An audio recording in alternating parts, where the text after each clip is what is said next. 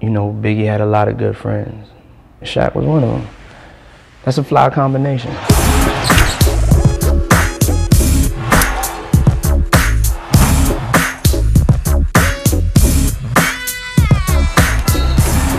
In 1994, Shaquille O'Neal met Christopher Wallace, better known as the Notorious B.I.G. or Biggie Smalls. They were both just 22. Shaq was a dominating center for the Orlando Magic, already a two-time All-Star, and Biggie was a breakout rap star. First time I heard of Biggie Smalls was he said my name in a rap. Said I'm slamming brothers like Shaquille. It is real. And you know, instantly I became a fan. When I seen him, I saw that he was a big guy. And you know, it's an unwritten rule that all big guys stick together. You're talking about two soulful individuals, and also they had a lot of swagger. You know what I'm saying? Their flows and deliveries. Hip-hop mogul Sean P. Diddy Combs was Biggie's producer, collaborator, and friend. What kind of respect did he have for Shaquille the athlete? Shaq is a beast, you know? Go hard or go home, and he really embodies that. You know, Biggie paid respect by shouting him out. So, you know, Biggie had... When he met Biggie, Shaq was already a rapper. His debut album, Shaq Diesel, went platinum in 1994. 2 years later, Shaq was working on his third album. My concept was always to rap with my favorite rappers.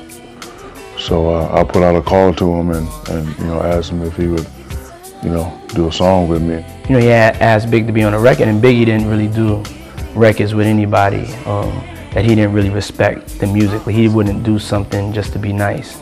He came back right away. He said, yes, I'll do the song. Rapper Lil C's, Biggie's cousin, attended the recording session. They embraced each other. And you know, from the get-go, it just became, it was like that. It was like they knew each other for years. You know, just that chemistry of just two people respecting each other's craft. The minute they got together, it was magic. The song Shaq and Biggie recorded was called Can't Stop the Rain. Basically, I was nervous. I was nervous. The reason why I was nervous because he was the greatest. We went to the studio and he got done in 5 minutes. It was the most incredible thing I've ever seen in my life. When I heard the song with him and Biggie, I was like, whoa. Yeah, Shaq could rap. I'm a realist. It was a hit because he was on it. I'm going back to Cali. Shaq joined the Lakers in 1996, and on March 6, 1997, celebrated his 25th birthday in LA. He met up with his friend, Biggie Smalls. I was on Sunset Boulevard, and he was at the tattoo parlor. Yeah, it was a good spirit. He was getting a tattoo. I think he was getting a scripture on his arm. And he invited me to his party. They made plans to meet at that party, which would be held 2 days later in Los Angeles after the Soul Train Music Awards. Shaq's close family friend Jerome Crawford was supposed to pick Shaq up and bring him to the party.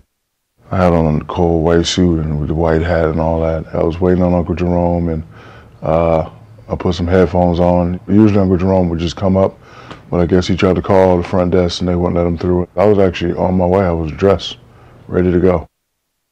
Shaq says he fell asleep and never made it to the party. A call from his mother woke him up at 4 a.m. She said, "Did you go to the party?" And I'm like, "No, what are you talking about?" She said, "You know your friend was shot."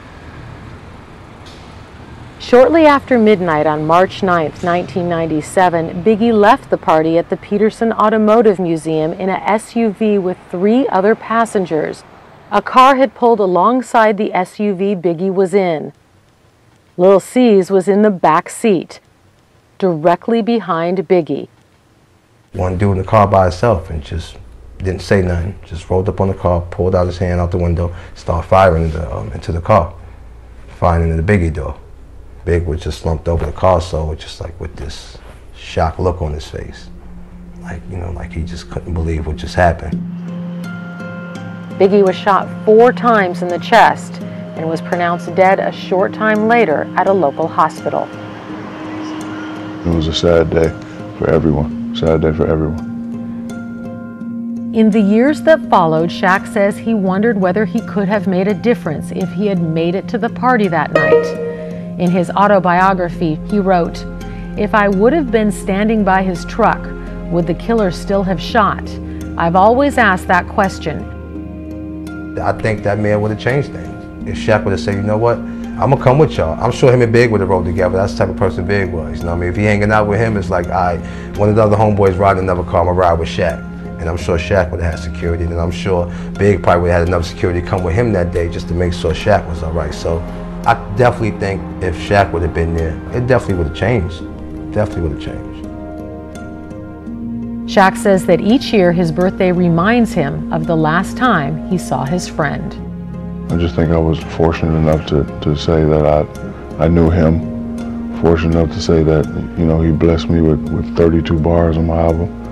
And I'm blessed enough to say that he knew me and I knew him. So I don't really think about the bad, I just think about the good time. And he is the greatest now. Even now when I listen to his verse on different beats, it still sounds like he's still here.